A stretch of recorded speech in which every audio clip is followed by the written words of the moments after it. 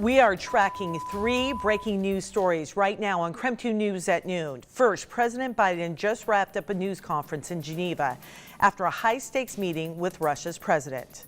Also, the Washington State Department of Agriculture discovered an Asian giant hornet ahead of the season. But first, we have brand new information about a breaking news story we have been tracking all morning long. We now know more about a stolen truck found submerged in the Spokane River. Hi, everyone, and thank you so much for being with us on KREM 2 News at noon. I'm Laura Papetti, and we begin our breaking news coverage by joining Nicole Hernandez. She just arrived to a car dealership who says it was indeed their truck that was stolen and found in the river. Nicole, what have you learned? Yeah, that's right, Laura. Not only did these guys steal a truck, they also stole the wheels off of these Subaru here. You can see they left the lug nuts here after stealing that, and then I'll show you how they did it all. So first they took those tires off, then they made their way this way, pulled out a gun and shot right here at this window right here. You can see that bullet mark there. That didn't work. They took 2 shots, then they decided to throw a rock, and that's when they were able to get in, get those keys, and steal the truck. Of course, a very big deal here. We have manager Shane here at NextGen. He's going to tell us just a little bit about what this means to you guys. So first, how much was this worth?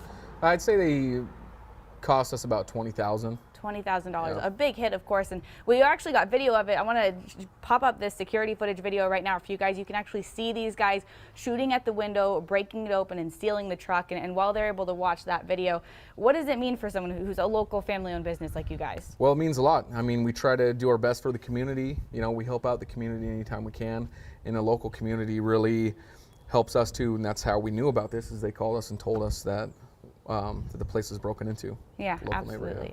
And so you said that now it's all about finding these people, getting some justice. What are you guys doing to help find people? Right, we're going to offer a $1,000 reward to the arrest of the person that we have in the video that did this. Absolutely, yeah. And obviously you guys are taking a look at that video right now. They got a pretty clear view of a couple of guys doing this right here. And you said this is not something that happens. You've been here 4 years. I mean, tell me about this place. It's pretty rare. I mean, this is a great community that we, you know, do business in, and it rarely happens. Yeah. But when it does, you know, it happens. And they found ATM equipment in the truck, so I think the truck is tied to several other crimes, not just this place. Yeah, of course, police are now moving on with their investigation here, continuing to try to figure out what's going on here. They did send that security footage that you're looking to police as well. But again, if you do have any information, go ahead and call Crime Check. Let them know. They are giving that $1,000 reward for any information leading to an arrest. Live in Spokane, I'm Nicole Hernandez. Nicole, we appreciate the update on that story. And again, we will continue to show that video. You can find it on KREM.com and always right here on KREM 2 News. We'll continue to run that through the evening shows as well. It is 12:03 and we do continue to track breaking news. President Biden wrapped up a meeting in Geneva, Switzerland with the Russian President Vladimir Putin. And this just wrapped up a couple of hours ago. The sit down is the final event in Biden's 8-day visit to Europe. Now, after the summit, Putin addressed reporters first, calling the meeting, quote, constructive. Biden said he did what he came to do and described the meeting's tone as, quote, good and positive. I told President Putin my agenda is not against Russia or anyone else. It's for the American people. Fighting COVID-19, rebuilding our economy, reestablishing relationships around the world with our allies and friends, and protecting the American people. Following the meeting, the White House released the joint U.S.-Russia statement on strategic stability. The statement says in part, quote, today we reaffirm the principle that a nuclear war cannot be won and must never be fought. Consistent with these goals, the United States and Russia will embark together on an integrated bilateral strategic stability dialogue in the near future that will be deliberate and robust. End of quote. Now, in his press conference, President Biden said it will take time to determine whether that strategic dialogue is indeed working.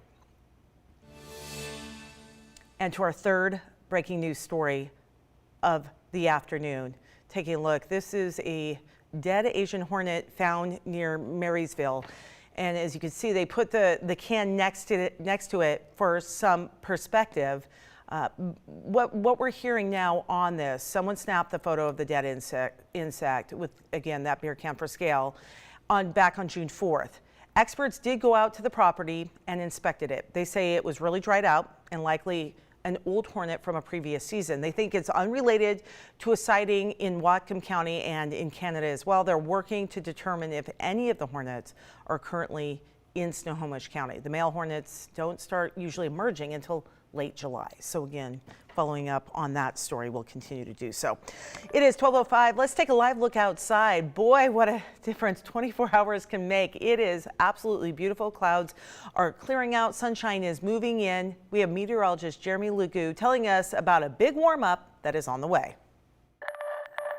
It's nothing but sunshine as we head through the day today.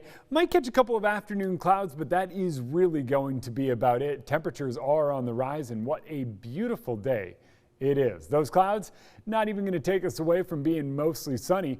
You can see it's nothing but sunshine as we kick things off this morning. Middle part of the day sees a couple of those clouds, but really all in all, it is going to be sunny and gorgeous. Even more sun tomorrow as we don't even see a cloud in the sky. Throughout the day today, temperatures climb into the mid 70s thanks to all that sunshine. But today kicks off our warming trend. Today we're in the 70s, but by tomorrow we're in the low 80s. And as we head into Friday, temperatures start to climb and we are back up near 90 degrees as we head into the weekend. Stick around. Coming up in the full forecast, I'll let you know what to expect as Saturday and Sunday arrive. Jeremy, thank you. Today, Spokane Public Schools is redrawing its boundaries. It is the first time in 40 years that the district is changing its school boundaries. Tonight, SPS will hold a meeting to discuss this big change. It starts at 5 o'clock in the evening and parents can attend. You can register on the Spokane Public Schools website. The changes are a result of a plan to reduce class sizes, especially at the elementary school level. The district opted to move 6th graders from elementary school to middle schools and build 3 new middle schools throughout the city. A school boundary committee has been putting together a plan to change the school feeder patterns, again, taking those 6th graders into middle school. Some public comment has been critical of that proposed plan since it will create 2 middle schools with dramatically different socioeconomic situations. The school board president released a video on Tuesday arguing that equity has been a priority. We know that this decision can impact our community for the next 40 years. This is also the most diverse board in Spokane Public Schools history, and that makes this historic as well. Because historically, decisions like this have been made for people like us instead of by people like us.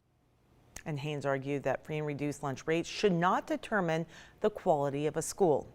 Again, if you want to weigh in on the proposed plan, you can register to give a comment on Spokane Public Schools website, and that meeting does begin at 5 o'clock this evening. Text the word boundaries to 509-448-2000. We'll send you a link so you can do it right from your phone.